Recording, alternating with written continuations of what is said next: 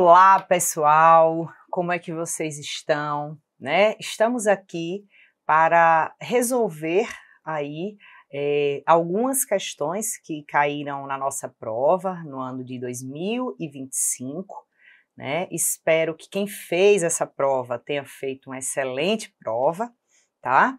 E aí nós vamos aqui agora ajudar vocês até compreender melhor o que era que tinha aí nessas questões, para que vocês até possam, né, revisar aí para alguma prova que possa vir a ter depois, ou então até para tirar qualquer dúvida que vocês tenham em relação a essa prova que vocês tenham feito, tá?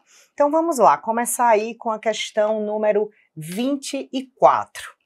Com base na resolução COFEM número 736 de 2024, que dispõe sobre a implementação, vamos lá, implementação do processo de enfermagem em todo o contexto socioambiental, onde ocorre o cuidado de enfermagem, associe cada etapa do processo de enfermagem a seguir as ações ou atividades de enfermagem que a caracterizam. Então vamos lá, gente. A gente já viu, né, isso nas nossas videoaulas, que o processo de enfermagem ele é dividido em 5 etapas. Primeira etapa, avaliação de enfermagem, planejamento.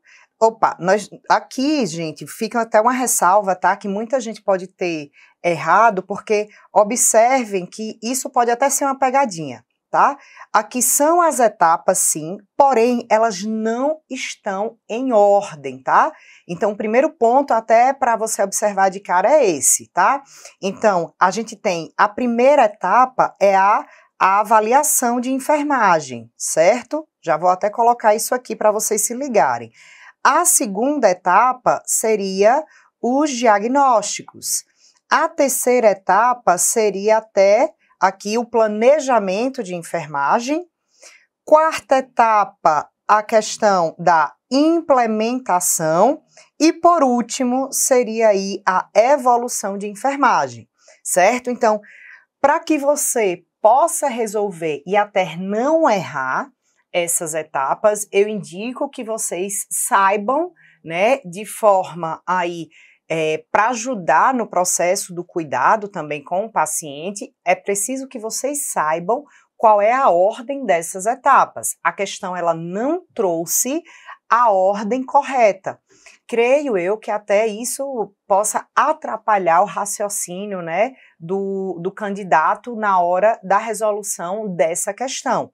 Então, de cara, eu já recomendo aí que vocês tenham feito a correta divisão, né, para a gente saber qual é a primeira etapa, a segunda etapa, e aí trazer um raciocínio melhor para a gente conseguir definir de fato as ações e as atividades relacionadas a cada etapa do processo de enfermagem.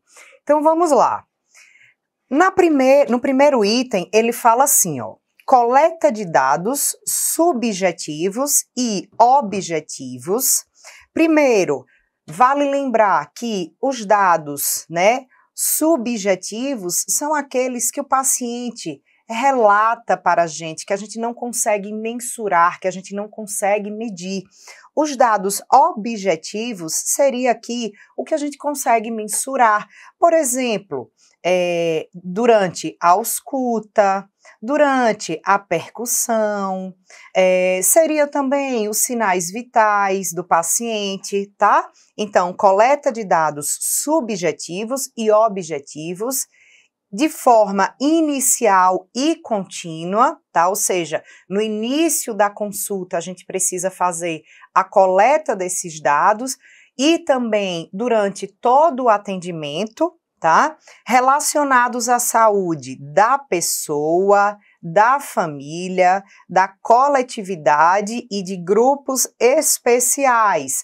Gente, durante toda a escrita aí, né, da nossa Resolução 736, a gente pode perceber que o processo de enfermagem, ele envolve tanto a saúde do próprio paciente, que ele fala da pessoa, fala da saúde da família, da coletividade ou de grupos especiais, como, por exemplo, um grupo de idosos, né, um grupo de pessoas que são dependentes de alguma substância química, certo? Então, o processo de enfermagem, ele pode ser aplicado não só a um único paciente, mas o processo de enfermagem, ele também deve ser aplicado à questão da família, da coletividade, de grupos especiais, realizada mediante auxílio de técnicas, instrumentos validados, né, como, por exemplo, alguns questionários para obtenção de informações sobre as necessidades do cuidado de enfermagem e saúde relevantes à prática. Claro que a gente fala sempre do cuidado de enfermagem, mas a gente também tem que saber que aqui é importante a gente trazer, por exemplo, o cuidado multidisciplinar, né? O cuidado na saúde como todo, vamos supor, do pessoal da fisioterapia, do fono. Então, não é só relacionado ao cuidado da enfermagem, certo? Então, na nossa resolução, ela descreve muito bem, e aí, para ajudar ainda mais vocês, eu coloquei aqui as partes específicas dessa resolução que trata sobre cada item desse aí, ó. Veja, se vocês pegarem lá na resolução, no artigo 4, primeiro ele fala: o processo de enfermagem organiza-se, ó, em 5 etapas interrelacionadas, interdependentes, recorrentes e cíclicas. Interrelacionadas, por quê? Porque a gente sabe que são 5 etapas, por isso que eu pedi para que vocês possam saber qual é a primeira, segunda, terceira, quarta e quinta etapa, né? Elas são interrelacionadas, uma depende da outra, porque por isso que a gente chama de interdependentes, recorrentes e cíclicas, porque quando a gente finaliza a última etapa, que é a avaliação, a gente volta lá para a primeira, a evolução, né, a última etapa, a gente volta lá para a primeira etapa, que é justamente a avaliação de enfermagem.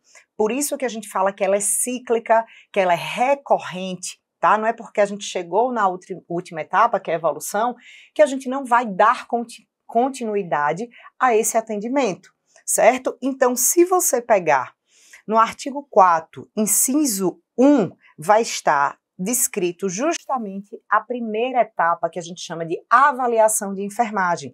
Compreende a coleta de dados subjetivos, ó, que seria justamente a entrevista, e objetivos, que seria justamente o exame físico que eu falei para vocês, né? A ausculta, a percussão, todo o exame físico desse paciente, os sinais vitais que a gente verifica, de forma, né, aqui, ó, inicial e contínua, pertinente, ó, à saúde da pessoa, da família, da coletividade, de grupos especiais, realizada mediante auxílio de técnicas, que pode ser exames de laboratório, né, exames de imagem, alguns testes clínicos, escalas, né, de avaliação validadas, que seriam justamente os instrumentos, né, os questionários que a gente tem validados, protocolos institucionais e outros, para a gente obter a informação sobre a necessidade do cuidado de enfermagem e saúde relevantes à prática clínica.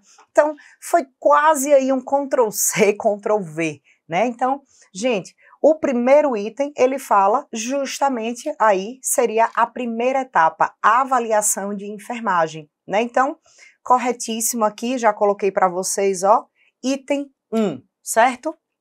No item 2, ele fala: identificação de problemas existentes, condições de vulnerabilidade ou disposições para melhorar comportamentos de saúde que representem o julgamento clínico das informações obtidas sobre as necessidades do cuidado de enfermagem, repete novamente, ó, como eu falei para vocês, da pessoa, da família, da coletividade e de grupos especiais. Identificação de problemas existentes. Vou deixar 2 coisinhas aqui marcadas para vocês. Sempre que vocês verem essa palavra identificação de problemas existentes e julgamento clínico, gente, não esqueçam, a gente está falando de diagnóstico de enfermagem que se encontra justamente também no artigo 2, agora no inciso 2º, tá? Então, compreende a identificação de problemas existentes. Isso aqui, quando a gente fala identificação de problemas existentes, seria justamente o diagnóstico de enfermagem real, com foco no problema, ou seja, existe aquele problema instalado. Condições de vulnerabilidade, ou seja, seria o diagnóstico de risco, tá? Diagnóstico de risco. Quando a gente fala risco de queda, por exemplo, tá? E disposição para melhorar comportamentos de saúde. Seria justamente o outro tipo de diagnóstico que a gente tem, né? Quando o paciente demonstra que quer melhorar a condição de saúde dele. Então, seria outro tipo de diagnóstico de enfermagem, certo? Então, sempre quando vocês verem essas palavras, por exemplo, identificação de problemas existentes, ou então um julgamento clínico, até coloco aqui mais para vocês nunca esquecerem, tá? A palavra julgamento clínico. Gente, sempre quando tiver essa palavrinha na vida de vocês, julgamento clínico, refere-se a diagnóstico de enfermagem. Julgamento clínico, diagnóstico de enfermagem. Julgamento clínico, diagnóstico de enfermagem. Julgamento clínico, diagnóstico de enfermagem, tá? Então, não esquece essa informação.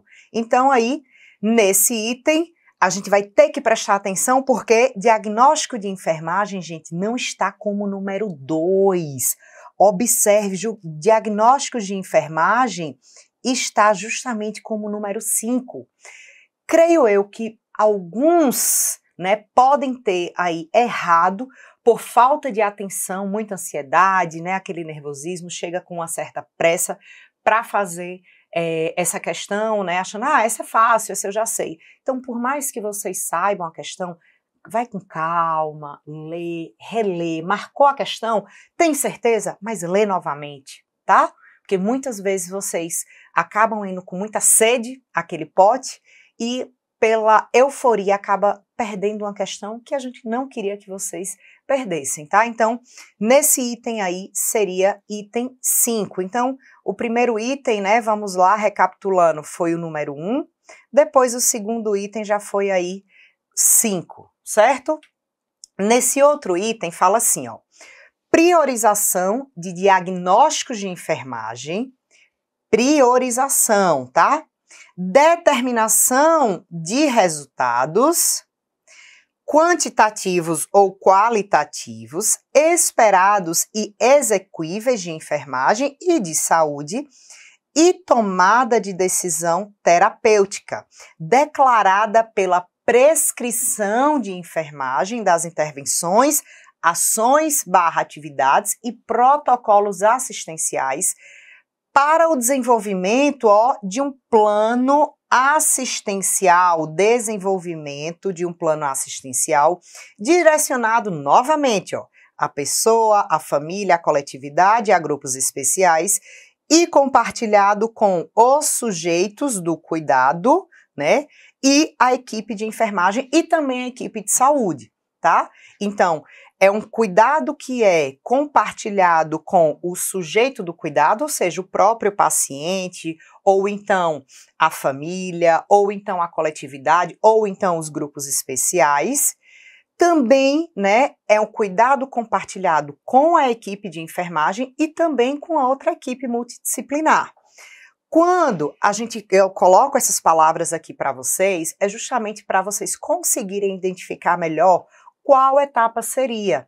E aí, se você pegar o artigo 4º, inciso 3º, ele fala justamente sobre esses pontos aí, que seria o do planejamento de enfermagem.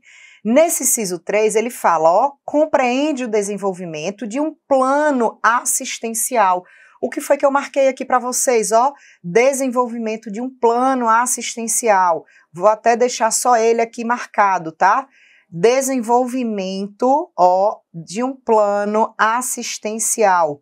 Gente, sempre que a gente fala em desenvolver um plano, planejamento, ó, o plano está relacionado ao planejamento, certo?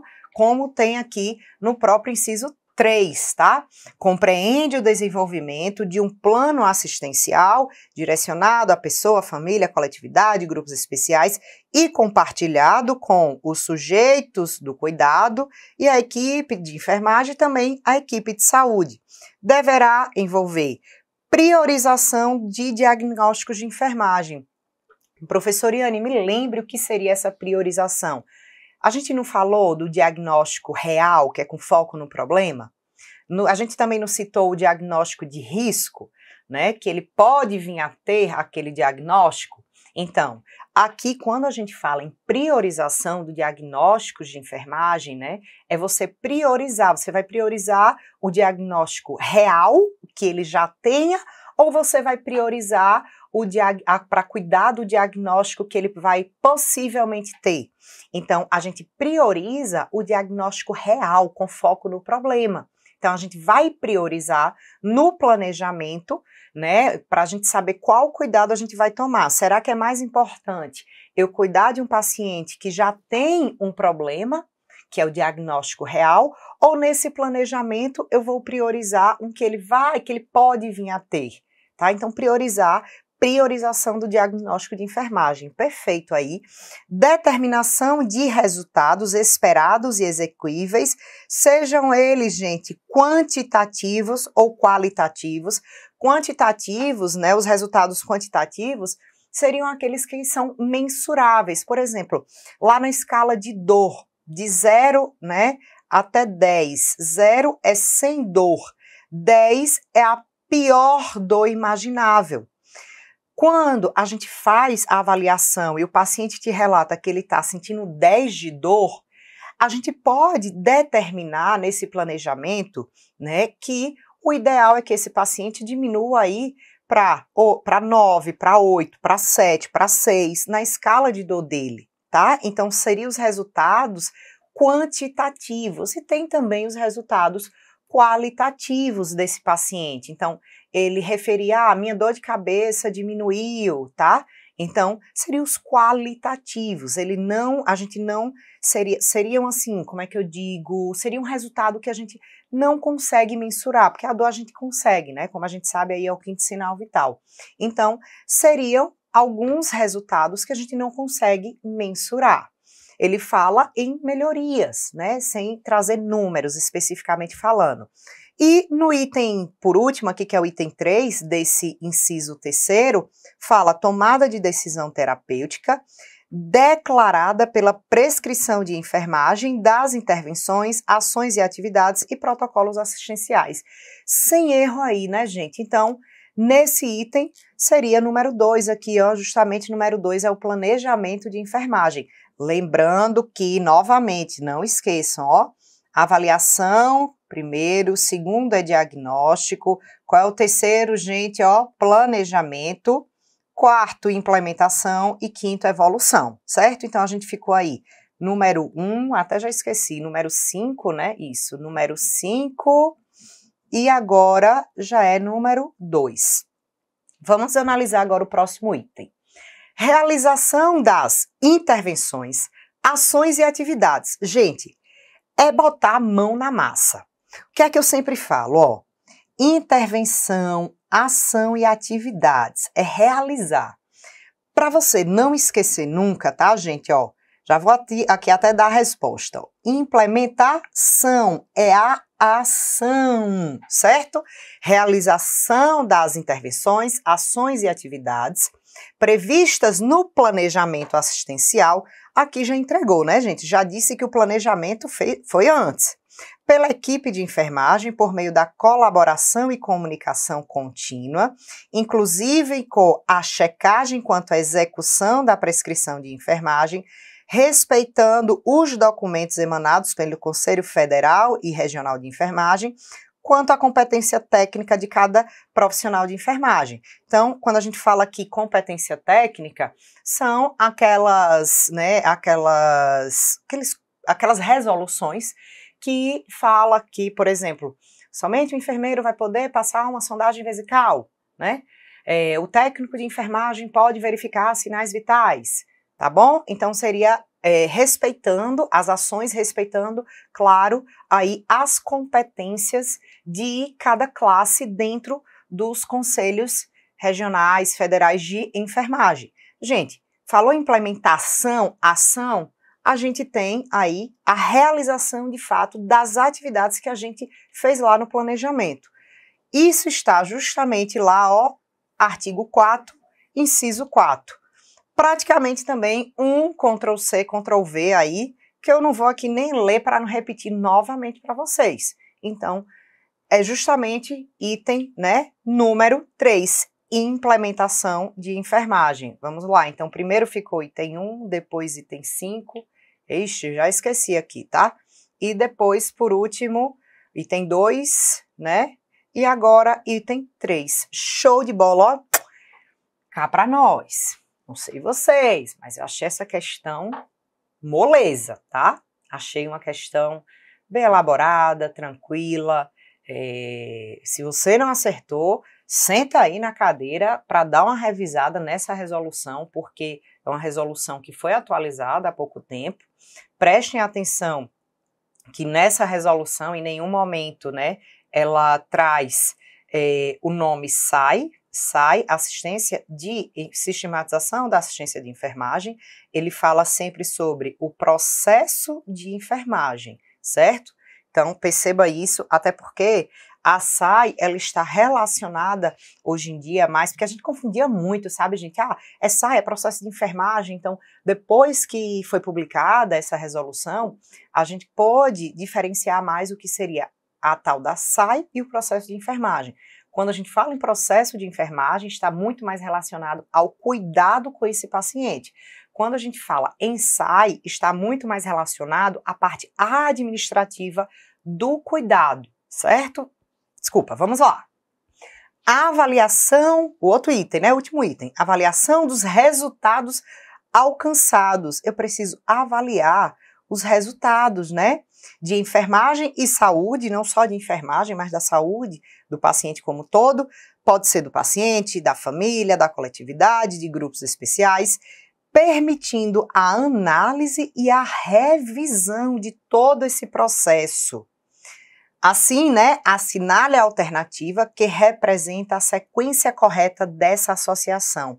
Gente, quando eu falo que eu preciso ver se o resultado foi alcançado, eu vou ver isso através, né, da evolução de enfermagem. Quando eu evoluo esse paciente, significa eu ver, será que quando eu dei aqueles diagnósticos, fiz aquele planejamento e foi feita uma implementação correta, será que esse paciente melhorou aquele diagnóstico, tá? Então isso eu faço justamente na evolução de enfermagem, como está descrito aí, ó, no último inciso do artigo 4, inciso 5º, tá? Ctrl+C, Ctrl+V, certo?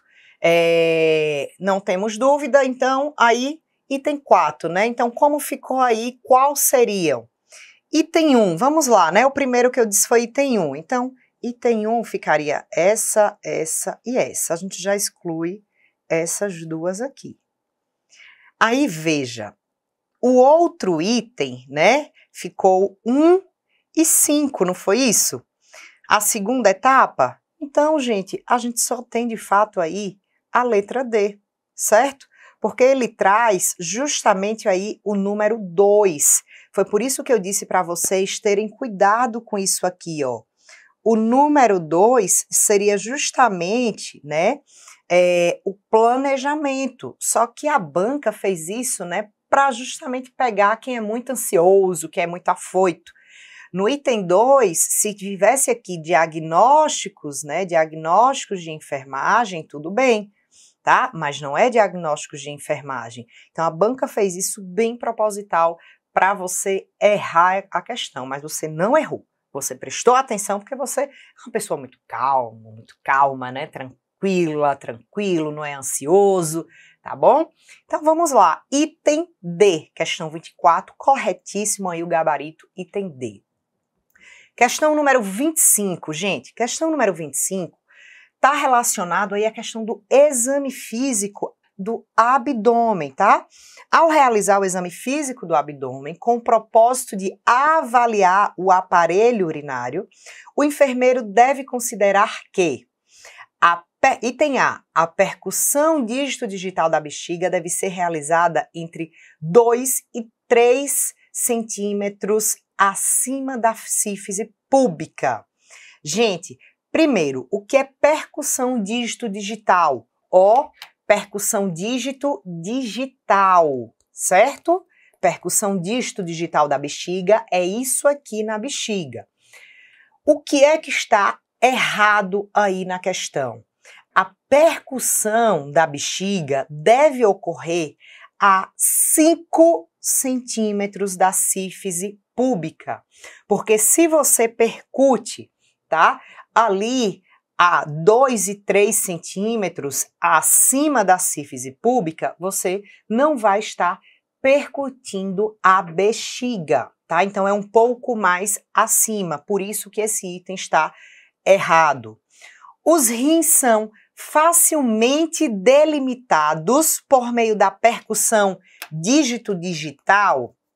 Gente, esse item está errado porque a gente não consegue delimitar o rim adequadamente pela percussão dígito-digital, certo? Inclusive, o rim, quando a gente faz até a palpação dele, a gente só consegue sentir o rim durante a palpação quando ele está um pouco maior, tá? Quando o paciente já tem alguma alteração naquele órgão, né, um nefropata, um paciente com nefropatia, ou então quando tem muita presença de cistos, que o cisto está muito grande. Então, o comum é a gente não sentir o rim nem na palpação, tá? Nem na percussão dígito-digital.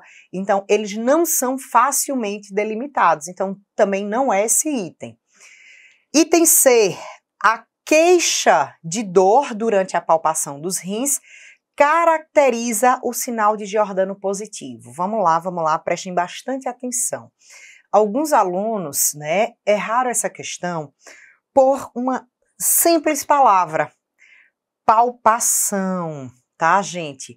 A queixa de dor durante a palpação dos rins caracteriza o sinal de Giordano positivo, tá? Então, eu percebo, gente, é importante perceber que são conteúdos que vocês sabem, né? Mas se você não lê com calma, é uma palavra que faz você errar a questão. São conteúdos que a gente ministra aqui, né? Que toda a equipe do curso Cidade vem aqui, né? Que a gente faz até as revisões com vocês, faz plantões de dúvida, a gente vê que a turma aprende, a turma sabe, e muitas vezes na hora da prova, vocês, por uma palavra, pela ansiedade, acabam errando. Então, o que é que está errado aqui nessa questão, professor Iane? É punho, percussão, gente, sinal de Giordano, ó, é fazer isso aqui, ó, nas costas do paciente, na região dos rins do paciente. Não é palpação, sinal de Giordano não é palpação, ó, é percussão. Paciente que tem dor renal, ele sente, né, sinal de Giordano vai ser positivo quando a gente faz, ó, punho, percussão, tá? Então, a letra C, alguns alunos marcaram letra C, perderam essa questão, né? Muitos ficaram com dúvida entre a letra C e entre a outra alternativa aí, que vai ser a certa, que já eu digo, se a D ou a E. Então, muitos referiram aí dúvida, né? Ah, tem que recorrer. Eu falo, não, gente, foi só a palavra palpação que fez algumas pessoas errarem. A bexiga só é palpável em homens em casos de distensão vesical devido à retenção aguda da urina. Gente, que loucura é essa, né? Só é palpável. Aquelas palavras que a gente já sabe, só, somente, nunca, jamais, a gente já tem que abrir o olho, tá? Sempre de olhos atentos quando a gente tiver essas palavrinhas. A bexiga pode ser palpável, gente, em qualquer pessoa, em homens, em mulheres, tá? Em caso de distensão vesical, por retenção aguda ou crônica, a reação dolorosa à palpação pode ser intensa. Neste caso, a palpação pode sentir-se uma massa lisa e firme. É tanto que muitas vezes, né, quando a gente vai fazer aí o exame físico abdominal do paciente, a gente tem que pedir para o paciente esvaziar a bexiga, certo? Então, essa palpação, né, pode ser sentida até a distensão, né, quando a gente tem uma retenção de urina lá na bexiga, tanto em homens quanto mulheres. E aí o paciente pode referir dor. Para ele não referir essa dor, né, muitas vezes nesse exame físico a gente pede para ele esvaziar a bexiga. Então, não é a letra D. Aí ficou fácil, né? Qual letra seria? O som obtido na percussão, ó, digitodigital da bexiga é de maciez em caso de retenção urinária. Ou seja, quando a gente tá com a bexiga cheia, a gente escuta, não é ausculta, porque eu tô falando em percussão. Ausculta eu tô com esteto, tá? Quando a gente faz a percussão dígito-digital, a gente escuta realmente um som mais macio, porque dentro da bexiga está cheia de urina, certo? Então, o som obtido dessa região deve ser timpânico quando está a bexiga vazia, tá? Em casos de retenção de urina, o som obtido pode ser de maciez, indicando que a bexiga se encontra cheia. Questão 25, corretíssimo, tá, gente? Aí é letra E, perfeito? Tranquilo, questão de boa, tá? Vocês viram, questão anterior também, processo de enfermagem tranquilo. O que fez muita gente errar foi a ordem, né? Que eles colocaram primeiro a avaliação, beleza, aí você se empolgou, né? Aí segundo, ao invés de eles colocarem diagnóstico de enfermagem, não, colocaram planejamento. E aí você acabou podendo perder a questão. Essa questão 25 também, moleza, tá? O que a gente, né, percebe, o erro aí foi só por causa de uma palavra, tá? Que pôde confundir muita gente. Questão 26, vamos lá. Capitão CFO enfermeiro, designado para atuar na CCIH, que é a Comissão de Controle de Infecção Hospitalar, de um hospital militar de grande porte, tem como uma de suas atribuições realizar vigilância de infecções relacionadas à assistência à saúde, que a gente chama, né, gente, de IRAS, infecções relacionadas de assistência à saúde, conforme os critérios diagnósticos definidos pela Anvisa em 2025. Para tal, recebeu as seguintes informações a respeito de pacientes que apresentaram sinais de infecção na semana anterior. Então, significa aqui o que é que ele está falando? Que o enfermeiro pegou o histórico de 3 pacientes, né, que tinham sinais de infecção. E aí, eu vou trazer aqui para vocês, né, o histórico desses 3 pacientes. Na questão, ele quer, gente, que você identifique se seria uma infecção presente na internação, se seria um caso de IRAS, se seria uma infecção relacionada ao uso de dispositivo invasivo ou se seria uma infecção não associada a um dispositivo invasivo. Então, vamos lá. Paciente 1. Ó, tem as datas, tá? Aqui. Então, vamos lá. Paciente com 50 anos de idade, sexo feminino, internada com diagnóstico de crise hipertensiva descompensada, sem queixas ou sinais de infecção. No segundo dia, apresenta dor ao urinar, temperatura axilar, ó, paciente está com febre, realizada a coleta de amostra de urina para realização de exames de urina tipo 1 e urocultura. Resultado, ó, deu infecção urinária nessa paciente número 1. Gente, perceba que no dia 10, a paciente chegou com um diagnóstico de crise hipertensiva. E logo no segundo dia, a paciente já teve sinais aí de algum processo infeccioso, né? Com dor a urinar e uma temperatura um pouco mais elevada, né? Por isso que foi solicitado o exame de urina e urocultura nela. Veja, de um dia para o outro, foi visto já aí a presença de bactéria na urina. Perceba que a paciente não utilizou nenhum dispositivo invasivo. Então, né, a gente já exclui o quê? Isso aqui, ó, esses dois itens aqui que fala associada, ou desculpa, esse um item, né? IRAS associada a dispositivo invasivo. A gente já exclui esse daqui. Então, pode ser IRAS não associada a dispositivo invasivo? Também pode. Então, o que seria aqui, gente? Infecção presente já na internação.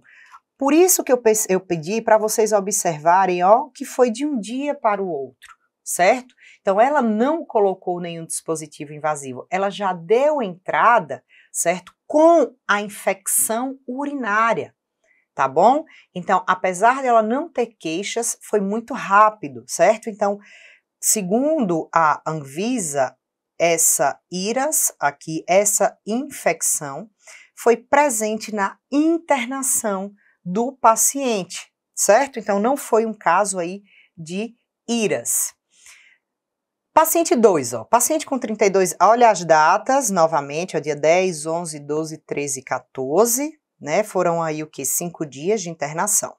Paciente com 32 anos de idade, sexo masculino, é internado com diagnóstico de crise asmática. Transferido para a unidade de terapia intensiva, foi intubado e iniciado ventilação mecânica. Dia 12, intubado, né, em uso de ventilação mecânica, dia 13 foi igual, aí dia 14, ó, temperatura axilar, tá com febre, raio-x de tórax, imagem compatível com pneumonia. Veja que ele já utilizou um dispositivo invasivo que foi o tubo, né? Juntamente aí com a ventilação mecânica. Observe também que a temperatura dele já aumentou e foi indicativo, né, da pneumonia aí, que é a bactéria no pulmão desse. Veja, gente, tá muito bem descrita essa questão, tá? É realmente uma infecção hospitalar, né, uma infecção relacionada à assistência, relacionada, associada ao uso do dispositivo invasivo. Veja, quantos dias após ele começou a apresentar sinais e sintomas, ó, aqui a gente tem o dia 1, dia 2, dia 3, no terceiro dia que ele começou a apresentar os sinais e sintomas. Então, sempre, né, observem o que traz lá na Anvisa. A partir do terceiro dia, ele começou a apresentar os sinais e sintomas, febre, né? O raio-x deu alterado, ou vamos supor, o exame de urina, né? Se fosse uma utilização de uma sondagem vesical, tá bom? Então, vamos lá. É realmente uma infecção, tá? Relacionada à assistência à saúde, aí porque são 3 dias após a intubação dele. E o último paciente, que é o paciente 3, vamos lá. Observem os dias, né? 10, 11, 12, 13, 14, 15, 16 e dia 18. Então, foram quantos dias? 1, 2, 3, 4, 5, 6, 7, 8, 9, né? São 9 dias, o 9º dia de internação. Então, vamos lá. Paciente com 65 anos de idade, sexo masculino, em uso de catéter vesical de demora, há vários dias, procedente do domicílio, é internado com diagnóstico de acidente vascular encefálico, o AVE, né? No outro dia, paciente estava em uso de catéter vesical de demora, né? Utilizou aí o catéter vesical no 2º, 3º, 4º, 5º dia, de boa.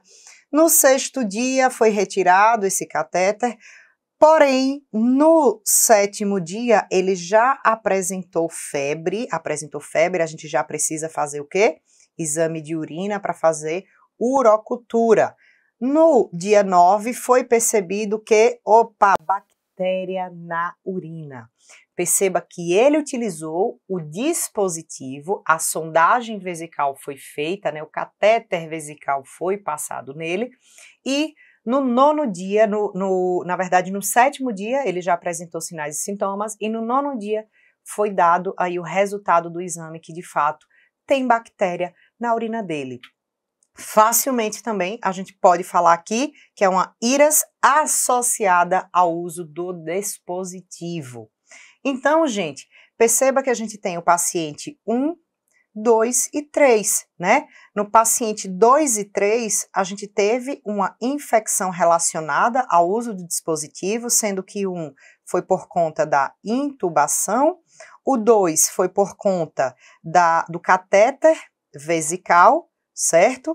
E observe que no 2 e no 3, a gente tem um tempo aqui de 3 dias, né? No terceiro dia de internamento, esse aqui foi no 7º dia de internamento. Esse primeiro paciente, ele no segundo dia, né, ele já, a segunda paciente, né, que foi uma mulher, ela já apresentou febre, por isso que a gente disse que foi a infecção já presente na internação. Então, com isso, a gente pode perceber aqui, vamos lá ler os itens. Frente a essa situação, o enfermeiro deve considerar que os dados do paciente U configuram caso de infecção presente na internação, correto? Do paciente 2, configuram caso de IRAS associado ao dispositivo invasivo, certo? E do 3, configura o caso de IRA não associado ao paciente invasivo, não, que acabou aí essa questão, né, esse item A, trazendo de errado, é justamente porque fala não associada ao catéter vesical de demora, e aí a gente viu que tem sim relação com o catéter, tá? No item 2, dos pacientes 1, 2 e 3 configuram casos de IRA, não, né, gente? Nem todos os casos são de IRA, e o paciente 1 não é IRAS.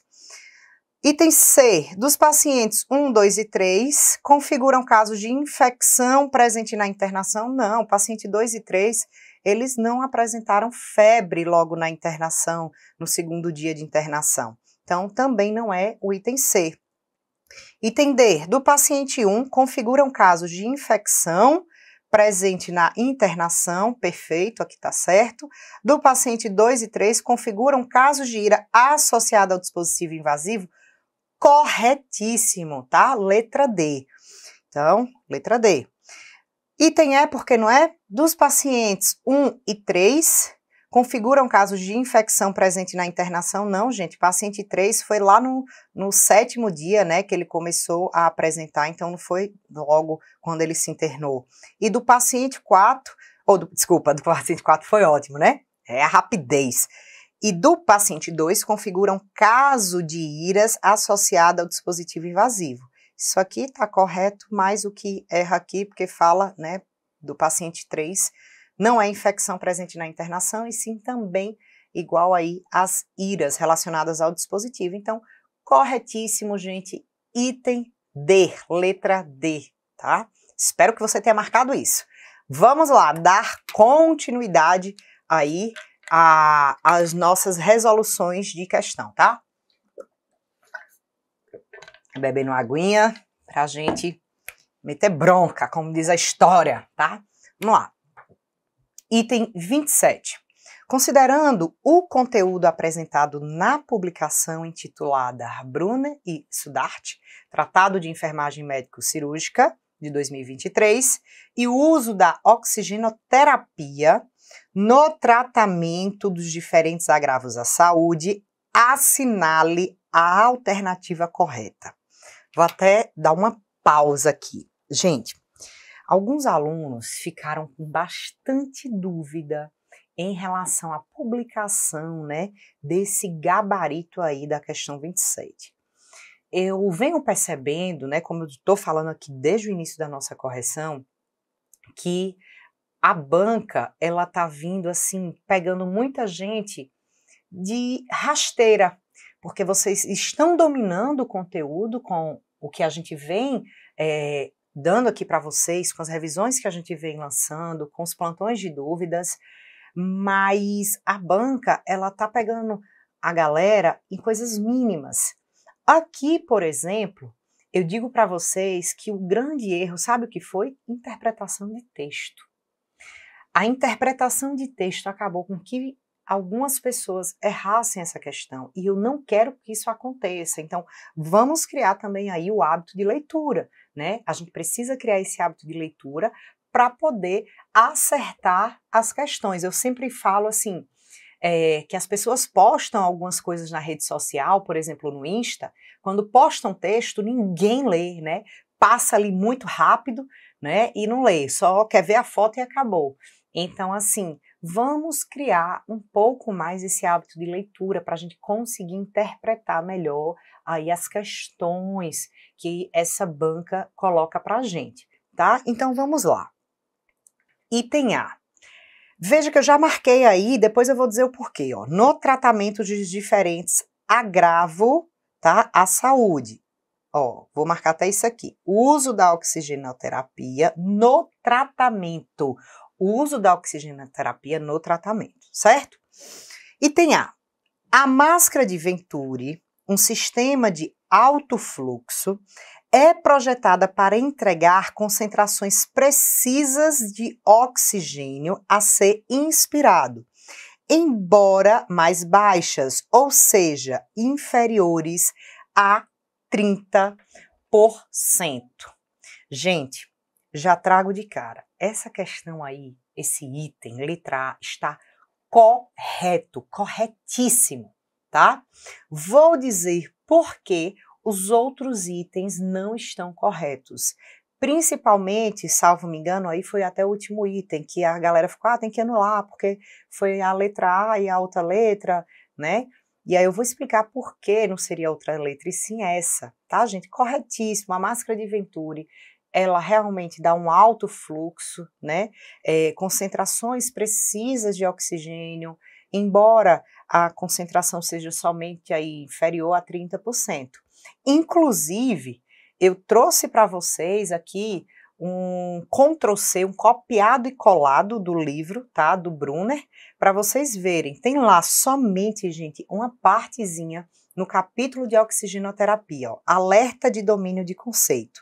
O sistema de distribuição de oxigênio são classificados como de alto ou baixo fluxo. Um sistema de baixo fluxo pode fornecer altas concentrações de oxigênio de modo impreciso, até 100% com máscara não reinalante.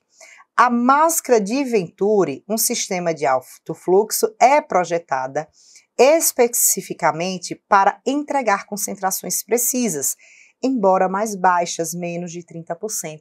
Gente, corretíssima. Essa questão aí, o item A está corretíssimo. Ele ainda traz, né, no enunciado aí, ó, intitulada a publicação, né, de onde foi, onde é que você vai retirar essa informação. Então, tá super correta. Item B. A toxicidade de oxigênio é evidenciada por sinais e sintomas como confusão mental, letargia, sudorese, palidez, taquicardia e hipertensão pode ocorrer quando uma concentração elevada de oxigênio acima de 50% é administrada por um período prolongado, em geral superior a 6 horas. Então ele fala, né, que o período prolongado seria 6 horas. Preste atenção aqui no seguinte, na questão da ansiedade, né? Essa questão inicia perfeitamente a toxicidade do oxigênio, a gente evidencia tudo isso, ó, confusão mental, letargia, sudorese, palidez, taquicardia, hipertensão, corretíssima, isso aí tá perfeito. Mas o que é que tá de errado aí?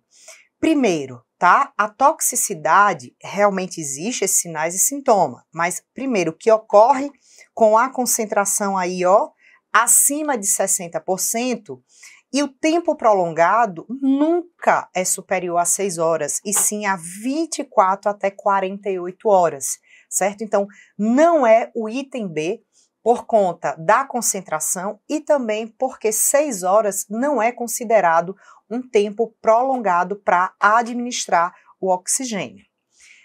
Item C.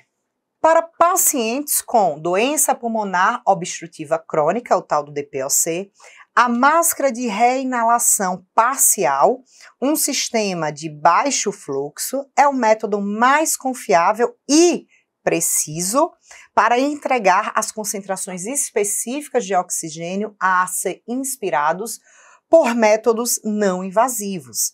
Gente, o item C está errado também. Por quê? Para pacientes com DPOC, a máscara de Venturi, gente, é a mais recomendada e não a máscara de reinalação, tá? Não é a máscara de reinalação. Por fornecer concentrações controladas e seguras de oxigênio. Então, a máscara de Venturi é a mais recomendada. Gente, a máscara de reinalação, tá, parcial, ela, apesar de ser de alto fluxo, a gente não consegue controlar precisamente aí a quantidade de oxigênio, que foi justamente o que eu falei aí na letra A, né, inclusive. Então, não é o item C. Item D. Na avaliação do paciente com hipoxemia, o enfermeiro deve considerar que a oximetria de pulso fornece valores confiáveis de FiO2, FiO2, que a gente chama, exceto em situações como hipotermia, tremores, pacientes de pele escura, presença de esmalte na unha, onde está posicionado o sensor. Gente, isso aqui tá perfeito, tá? O que é que está errado nessa questão? Gente, não é valores de FiO2, tá? É da saturação periférica, certo, gente? Então, a saturação é o valor de saturação. Perceba que é uma palavra que faz você errar a questão, porque você sabe o que é uma saturação de oxigênio, você sabe, né, os sinais e sintomas de uma hipoxemia, você sabe que, de fato, se você colocar o oxímetro num paciente que tem alguma situação dessa, não vai conseguir verificar realmente se esse paciente está com hipoxemia ou não. Mas o que fez você errar, né, espero que não tenha errado, essa questão foi justamente só isso aqui, ó. Não é FiO2, é SpO2, que é a saturação, tá, de oxigênio. Então, não é letra D. Aí, letra E, né, que foi, como diz a história, o bafafá, confusão de muita gente aí. Independente do método utilizado para a administração de oxigênio, o paciente deve ser avaliado com frequência. Perfeito, tá? Corretíssimo. Em busca de indicadores sutis de oxigenação inadequada, uma baixa oxigenação, evidenciada por sinais e sintomas. Paciente com baixa oxigenação, professor, ele vai ter fadiga? Vai. Mal-estar? Vai. Dificuldade respiratória progressiva? Vai. Agitação psicomotora? Vai. Desconforto subesternal? Vai. Parestesia? Também pode, entre outros. Corretíssimo. Então, aí você já tá, né? Então, vamos, professor, então isso tá duas questões, o mesmo item, precisaria ter entrado com recurso. Não, gente, sabe por quê? Tá? Porque a questão, certo? Se você perceber, eles falam justamente isso aqui, ó, vou até correr aqui para esse item, tá? Ó, eles falam isso aqui, tá? O uso da oxigenoterapia no tratamento dos diferentes agravos à saúde, certo? Porém, a alternativa, né, a gente sabe que ela tá toda correta, tá? Ó, o monitoramento frequente realmente é recomendado, os sintomas citados são todos corretos, porém, a alternativa, ela acaba sendo vaga e genérica, não relacionando os tipos de sistema de oxigenoterapia nem os pontos-chave do enunciado. E aí eu trouxe para você o ponto-chave do enunciado, que fala o uso da oxigenoterapia no tratamento dos diferentes agravos. Perceba que esse item, ele não fala da questão, né, justamente do uso da oxigenoterapia no tratamento, certo? Dos diferentes agravos. Ele fala aí para a gente poder estar avaliando o paciente, ele fala dos sinais e sintomas que o paciente vai ter quando ele tem uma baixa oxigenação. Então, simplesmente por isso não é letra E. Interpretação de texto, tá? Essa eu também achei pancada, tá, gente? Bem complexa essa daí, não pela questão em si, mas pela qual questão você teria que retirar, tá? Então, a gente precisa ver, quando a gente tem duas questões, gente, de ter uma tendência muito forte de marcar alguma dessas duas questões, a gente tem que ter cuidado, né? Dentre dessas duas, qual é lá no enunciado que é mais forte, que você possa justificar de fato em estar marcando aquela questão. Porque pode vir duas questões que estejam corretíssimas, né? Só lendo o item, né? O item A e o item E estão corretíssimas. Mas quando a gente vai ler o enunciado, por isso que eu demorei, porque eu fui ler várias vezes o enunciado. Quando de fato você lê o enunciado, no item E, ele não traz o que o enunciado quer de fato. A letra A fala, né, da máscara de Venturi. A letra E não fala, né, sobre o uso da oxigenoterapia no tratamento. Não fala, né? Fala dos sinais e sintomas, fala da avaliação. Então, por isso, de fato, aí o gabarito é letra A, tá bom? Vamos lá para a próxima aí aula para a gente continuar a revisão, né? A revisão e a responder as questões de nossa prova. Então vamos lá, né? Dar continuidade aí à nossa resolução de questões. Questão 37. O índice de vulnerabilidade clínico-funcional, que a gente chama de IVCF-20, é um instrumento de apoio ao acompanhamento de saúde da pessoa idosa, com caráter multidimensional, validado no nosso país, no Brasil, com uso reconhecido em serviços de atenção primária nas diversas regiões do país, né? Isso aqui está protocolado lá no Ministério da Saúde em 2024. Em relação a este instrumento, é correto afirmar que, gente, índice de vulnerabilidade clínico-funcional, tá? O índice de vulnerabilidade clínico-funcional, como a própria, né, questão já explica aí, é um instrumento, um questionário, né, que a gente avalia o idoso para ver como é que está a saúde dele, se está boa, se está ruim, se está média, certo? Então, esse questionário é um questionário instrumento que a gente chama, né? É um questionário que a gente pode aplicar no Brasil, não só no contexto da atenção primária, mas até em clínicas particulares também a gente pode estar aplicando esse questionário, porque ele é bem aceito, é validado cientificamente, e o resultado, quando a gente aplica, dá uma pontuação, que eu vou mostrar já já para vocês, e essa pontuação a gente consegue até ver se o paciente está melhorando ou não, porque, por exemplo, chega um idoso hoje, você aplica esse questionário, esse instrumento, e vamos supor, daqui a um mês você aplica novamente, você consegue ver de forma numérica, né, de forma quantitativa, se ele aumentou, se ele diminuiu essa pontuação.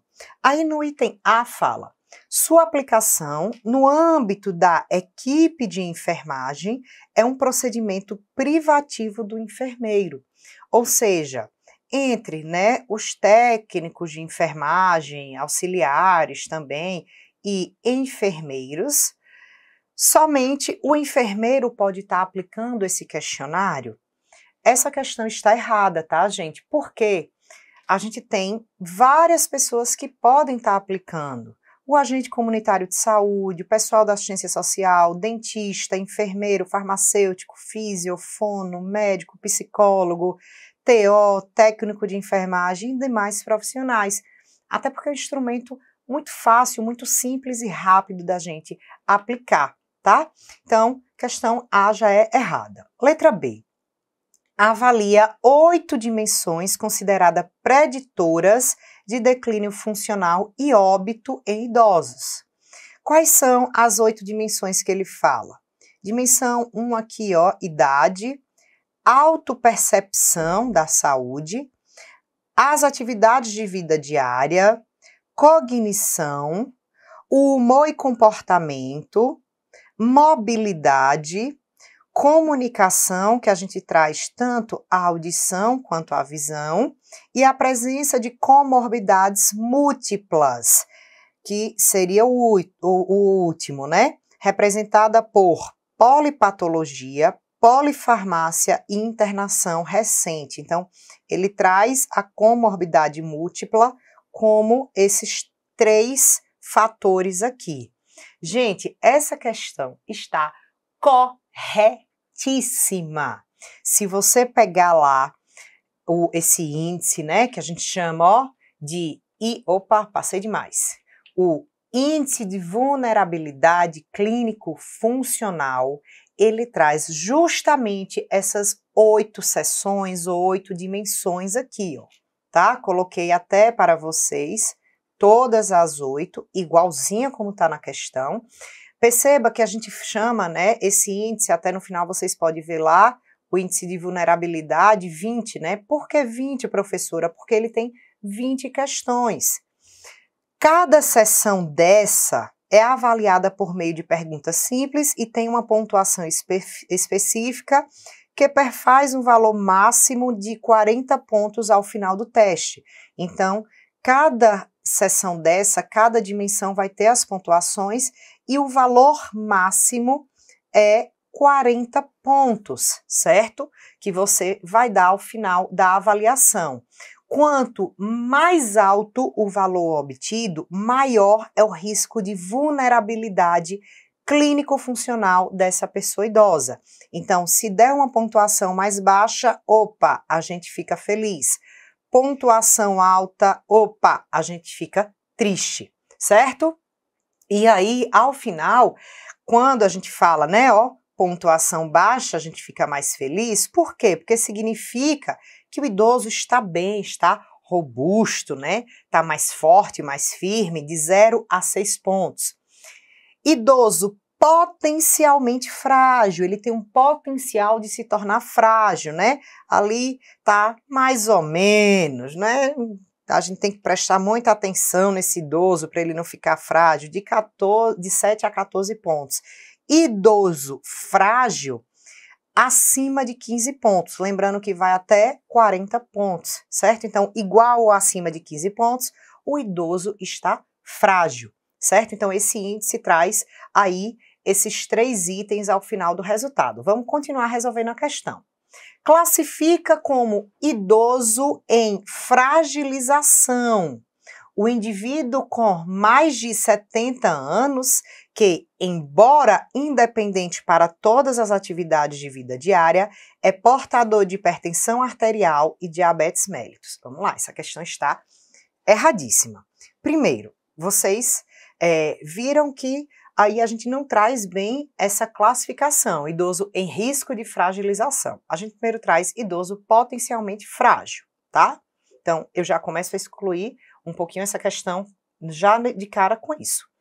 Com mais de 70 anos, não, gente, idoso, a gente considera como idoso 60 anos ou mais. Isso aí, né, a gente já exclui também esse item por conta disso.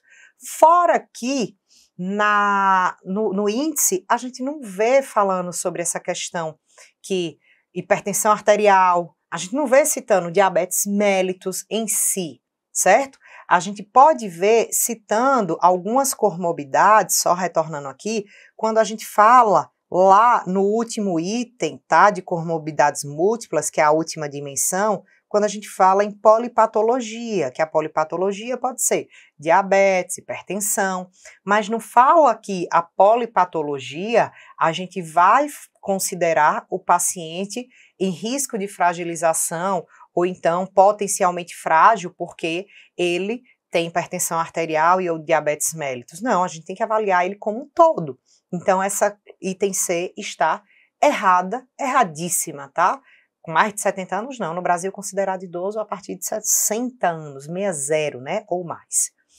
Item D, a principal crítica ao uso, né, desse questionário, desse instrumento, reside no fato de que ele não utiliza o IMC, não utiliza a circunferência da panturrilha, nem o tempo gasto no teste de velocidade de marcha como parâmetro para avaliar a fragilidade do idoso. Oh, que mentira, tá? Não utiliza? Erradíssimo, gente. Esse índice a gente utiliza, ó, a gente utiliza o IMC, utiliza a circunferência da panturrilha para ver se esse paciente, se esse idoso tá perdendo, né, massa muscular. a gente verifica a velocidade da marcha desse paciente, né? Então, a gente tem os itens que vai verificar tudo isso. Então, a gente utiliza esses fatos aí, né? A gente utiliza, sim, todas essas avaliações. Então, letra D também erradíssima. E letra E classifica o idoso após sua aplicação em análise em 4 categorias, nunca na galáxia, tá? Idoso independente, idoso em risco de fragilização, idoso portador de sarcopenia, idoso frágil. Primeiro, 4 não é? A gente já viu que é 3 itens, né? E idoso portador de sarcopenia, né, com perda muscular? Não, de jeito nenhum. São 3 categorias que a gente acaba aí avaliando após a sua aplicação. Então, corretíssimo foi letra o quê, gente? Letra... já esqueci, ô meu pai do céu, essa cabeça, acho que foi letra B, né? Isso mesmo, ó. Letra B é o nosso item aí correto da questão 37. Vamos para a nossa próxima questão, que é a questão 41. Em consulta de enfermagem para acompanhamento de GG, né, de fulano, né, 42 anos de idade, sexo masculino, com diagnóstico recente de hipertensão arterial, o enfermeiro aplicou o questionário AUDIT, tá? Que é o de álcool, né? O teste que identifica uma desordem em relação ao uso do álcool, tá? Para identificar problemas relacionados ao uso de álcool, o qual indicou o consumo moderado de bebidas alcoólicas. Ao discutir o resultado do teste com GG, o enfermeiro constatou que ele reconhecia ter problemas com o álcool e que precisava mudar. Já botei aí, ó, já dei né, coloquei em negrito para vocês já olharem, né, consumo de álcool moderado, reconhecia ter problemas com o álcool e que precisava mudar.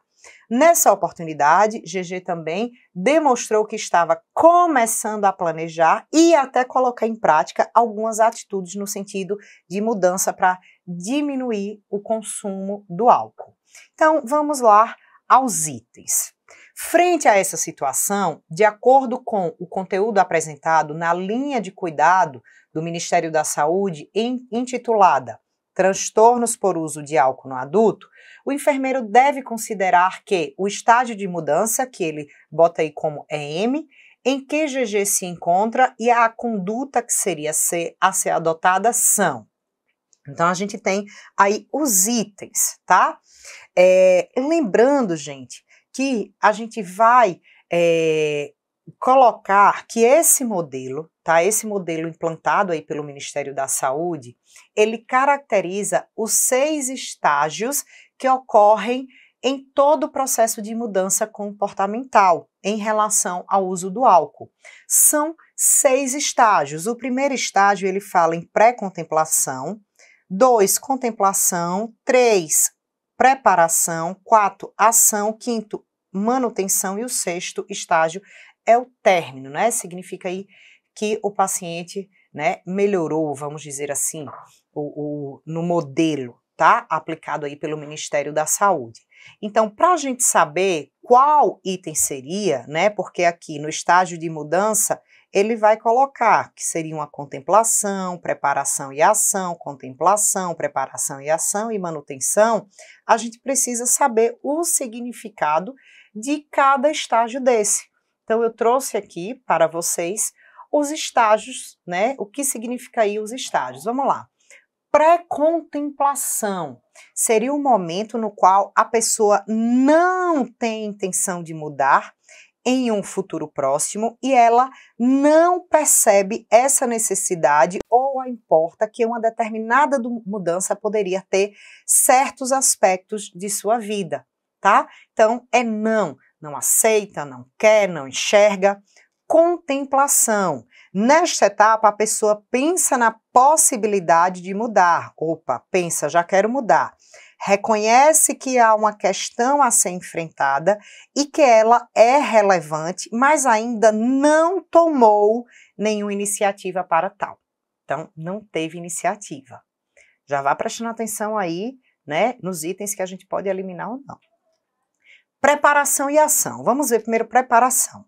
Quando há um comprometimento com a mudança, traduzindo-se na intenção de realizar a mudança em um futuro próximo e algumas vezes já na implementação de pequenas mudanças, mas que em geral não chegam a ser tão duradouras. Há maior elaboração da questão enfrentada e o aquecimento para agir na direção à mudança, né? Ele está ali, quero mudar, vou agir, tá? Ele está se preparando. Ação, nesta etapa, a pessoa toma a ação e tem até um esforço ativamente para colocar em prática novos comportamentos e atitudes. Há um esforço nesse sentido e as decisões decorrentes podem ser observadas. Por exemplo, há evidências concretas de que determinados objetivos já estão sendo buscados ou até alcançados. Isso seria a preparação e a ação. Aí eu já trago para vocês aí para a gente conseguir responder fácil essa questão. Gente, veja que no enunciado ele reconhece ter problemas com o álcool e que precisava mudar.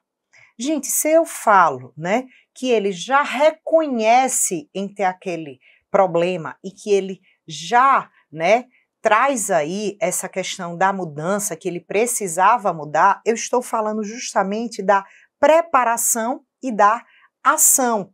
Se você for colocar a preparação e a ação, a gente já coloca item B e D, certo?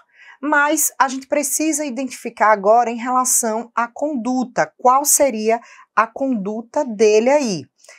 Trabalhar técnicas de prevenção de recaídas, né? Seria uma conduta que a gente precisa adotar com esse paciente, ou a gente precisa estabelecer metas e planos realísticos. Veja, para a gente saber qual conduta a gente precisa tomar nesse paciente, a gente vai precisar voltar lá ao enunciado da questão, começando a planejar e colocar em prática. Quando a gente fala, né, planejar e colocar em prática, a gente não fala em prevenção de recaídas, fala a gente em estabelecer metas e planos que sejam realísticos.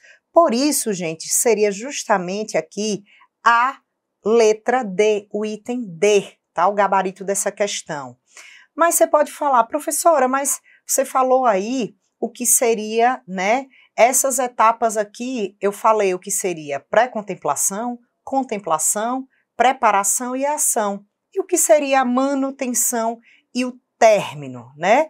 Que seria manutenção e término, porque a gente vê aqui, que no item E ele fala em manutenção, né? Então, o que seria manutenção e término? Manutenção, ativamente a pessoa esforça-se ao longo do tempo para consolidar o que alcançou, evitando retomar comportamentos anteriores, realiza iniciativas e estratégias com vista à consolidação das mudanças alcançadas. Então, a gente não tem lá na descrição da questão isso. E término, quando os novos comportamentos se tornam frequentes e estáveis. De jeito nenhum, né, gente?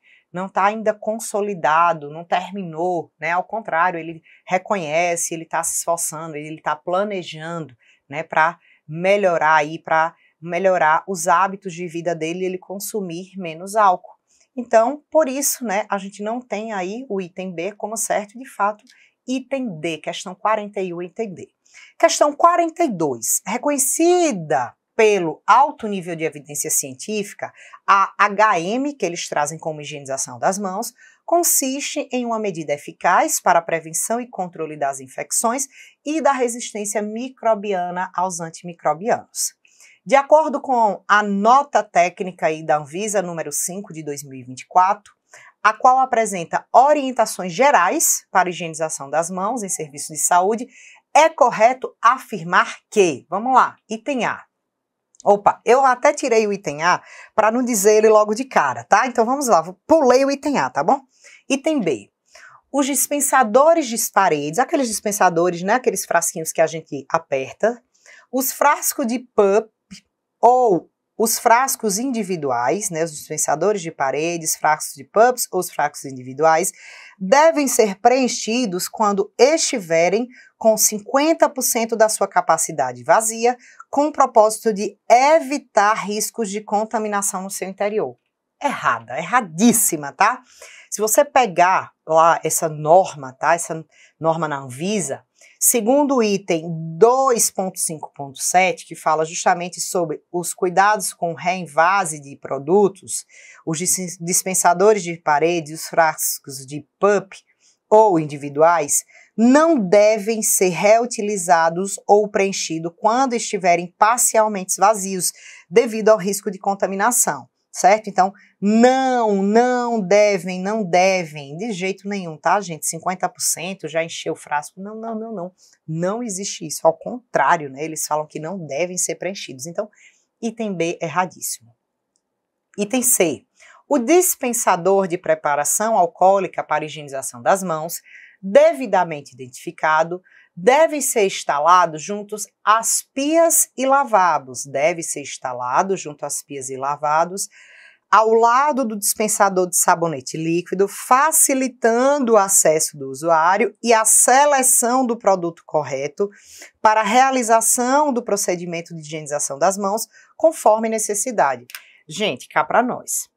Diga se você não se confunde, se tem lá o dispensador com álcool gel e o dispensador com sabonete líquido. Você tem que olhar umas 10 vezes para você não errar, né? Para você não se confundir. Então, esse item, tá? Está errado. Por quê? Segundo o item 2.5.6, sobre facilidade de uso do dispensador, os locais para instalar os dispensadores, né, contendo preparações alcoólicas, devem ser definidos pela CCIH do local, né, a Comissão de Infecção Hospitalar. Sendo que no ponto de assistência às preparações alcoólicas para a higienização das mãos, pode estar disponibilizadas de várias formas. Dispensadores de paredes, PUP e frascos na entrada do ambiente do paciente, na cama, né, em bancadas, equipamento como suporte de soro, sem obstrução por equipamentos ou objetos e visíveis aqui para o uso. Beleza. Para tanto, deve-se considerar o fluxo de trabalho e a preferência dos profissionais, assim como o devido funcionamento do dispensador e acionamento adequado do produto. Aí, observe o que traz lá, tá? Além disso, o dispensador de preparação alcoólica para a higienização nas mãos não deve ser instalado junto às pias e lavabos, pois o usuário pode ficar indeciso sobre qual produto usar para lavar as mãos, tá? Então, item aí errado justamente porque a gente não tem que colocar o do sabonete líquido e do álcool em gel junto, jamais. Item D. É recomendável que as luvas de procedimentos não cirúrgicos, né, aquelas não estéreis, as que a gente usa de maneira mais recorrente, a serem utilizadas para as atividades do dia, sejam proporcionadas em pequenas quantidades e acondicionadas em sacos plásticos, com o propósito de evitar a contaminação da embalagem original e facilitar seu transporte e uso. Erradíssimo, gente. A nota técnica, ela fala que recomenda a gente manter as luvas de procedimento, né, as luvas que não são estéreis, naquela embalagem original, na caixa, né, geralmente vem naquelas caixinhas que tem tamanho P, M, G, né, então a gente precisa manter a luva, não manipular ou proporcionar pequenas quantidades em qualquer embalagem, como saco plástico. As luvas são de uso único e, portanto, devem ser descartadas após o término do cuidado ou então do procedimento. Não é para retirar as luvas de procedimento da caixa e colocar em saco plástico, então, item erradíssimo. Item E, a gente ainda não olhou o item A, tá? Item E, os secadores de ar quente, muito presente em shoppings, né?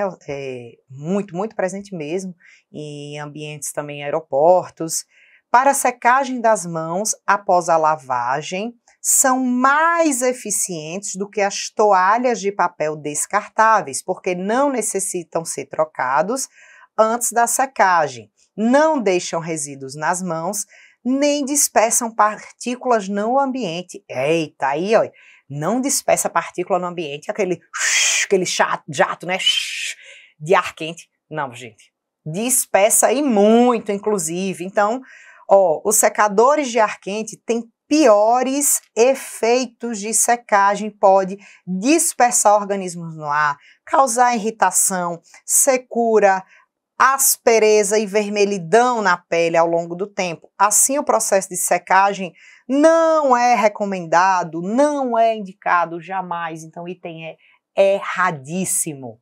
Aí, o grande item, né, item A, que ficou, ó, chuchu beleza, agora vocês identificarem, ficou linda a descrição. O uso do álcool líquido a 70% antisséptico deve ser evitado para a prática de higienização das mãos, uma vez que, por não conter o emoliente em sua formulação, podem ser observados efeitos adversos provenientes do ressecamento da pele das mãos com seu uso frequente, podendo assim reduzir a adesão ao procedimento e comprometer a segurança do paciente nos serviços de saúde. Aí muita gente não marcou essa, sabe por quê? A bendita da pegadinha, ó, álcool líquido, gente. Álcool líquido não é para fazer higienização das mãos, a antisepsia, de forma alguma. A gente deve fazer sempre com álcool em gel. Álcool líquido é para a gente fazer a desinfecção de bancadas. Álcool líquido não é para o corpo da gente, para a higienização das mãos, certo? Para desinfeccionar, né? Para poder fazer a punção, certo? A gente pode utilizar na pele do paciente para fazer uma punção, mas o álcool em gel, que é o recomendado, o álcool líquido resseca a pele, sempre a gente está utilizando. Por isso, o álcool líquido, ele é em líquido, por quê? Porque ele não contém o hidratante, que é o emoliente na sua formulação, certo? Então, item A está corretíssimo, lindo, lindo, lindo aí, certo? O que deixou muita gente, né, que pode ter errado, na verdade, é a questão do álcool líquido, tá? Não é álcool, o álcool líquido, de fato, ele não contém o emoliente, então tá super bem descrito aí. Só repetir aí, né, no item 2.5.3, tá? Que tá a resposta dessa questão, quando a gente fala aí dessa norma que foi publicada em 2024, tá? Então, item A correto. Opa, finalizamos já, gente. Então, o segredo do sucesso é a constância no propósito. Continue aí estudando que o seu momento vai chegar, ou até se não chegou, né? Bons estudos, que vocês consigam aí ser perseverantes nos objetivos de vocês e o sucesso, tá? Um dos segredos do sucesso que eu sempre digo é a constância, a repetição, o treinamento. Quanto mais vocês resolvem questões, quanto mais vocês estudam, mais fácil está alcançar o seu sucesso, tá? Isso é para qualquer área da vida. Se você quer aprender uma boa punção, é treinar, treinar, treinar. Se você quer ganhar um jogo de vôlei, é treinar, treinar, treinar. Se você quer passar no concurso, é treinar, treinar, treinar. Né? Estudar, estudar, resolver bastante questões. Então, estamos aqui no Curso Cidade, sempre para ajudar, para auxiliar no que vocês precisarem. Um beijão da professora Yane.